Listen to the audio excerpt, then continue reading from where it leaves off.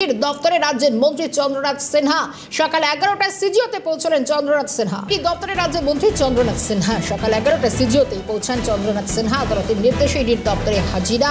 শিক্ষক নিয়োগ দুর্নীতিতে নাম জড়ায় আগে চন্দ্রনাথ সিনহা রাজ এ বিষয়ে জিজ্ঞাসাবাদ হতে পারে। আর একটু বিস্তারিত জানবো, টেলিফোন লাইনে রয়েছেন আমাদের চিফ রিপোর্টার সত্যজিৎ মুখোপাধ্যায়। সত্যজিৎ, জানতে চাইবো আজ কি বিষয় মূলত জিজ্ঞাসাবাদের জন্য সিজিওতে গেলেন চন্দ্রনাথ সিনহা? একদমই সঠিকভাবে তুমি যে তথ্য সামনে তুলে আনছো যে আজকে চন্দ্রনাথ সিনহা তিনি ঠিক সকাল 11টার সময় রাজ্যের মন্ত্রী তিনি পৌঁছন সিজিও কমপ্লেক্সে ইডির দপ্তরে, এবং এক্ষেত্রে কোর্টের নির্দেশ ইতিমধ্যেই রয়েছে তাকে হাজিরার বিষয়, এবং সেই মোতাবেকই তিনি হাজির হয়েছেন।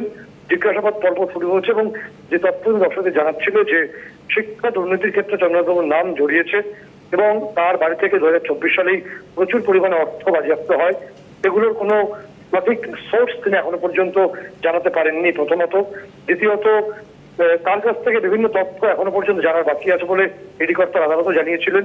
এক্ষেত্রে যে শিক্ষা দুর্নীতির সিন্ডিকেট এবং সেই সিন্ডিকেটে আরো কারা কারা ছিলেন এবং সেই সিন্ডিকেটে কোনো প্রভাবশালী ব্যক্তি ছিলেন কিনা, একই সঙ্গে চন্দ্রনাথবাবুর এই সিন্ডিকেটে ভূমিকা কি ছিল, তারপরেও তিনি কি রোল প্লে করেছেন, এই বিষয়গুলো সামনে আনা খুব প্রয়োজন বলে ইডি কর্তারা মনে করছেন।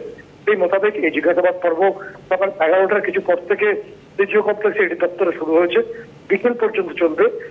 দেখার জন্য বিষয় যে এর মধ্যে কোনো গুরুত্বপূর্ণ চাঞ্চল্যকর বা কোনো টার্নিং পয়েন্ট রাজ্যের মন্ত্রীর কাছ থেকে ইডি কর্তারা পান কিনা নজর থাকবে পরবর্তীতে। ধন্যবাদ সত্যজিৎ। সঙ্গে ছিলেন চিফ রিপোর্টার সত্যজিৎ মুখোপাধ্যায়। ইডির দপ্তরে রাজ্যের মন্ত্রী চন্দ্রনাথ সিনহা সকাল 11টায় তিনি পৌঁছে যান। আদালতের নির্দেশে জিজ্ঞাসাবাদ ইডির দপ্তরে। এই মুহূর্তে জিজ্ঞাসাবাদের মুখোমুখি রাজ্যের মন্ত্রী চন্দ্রনাথ সিনহা।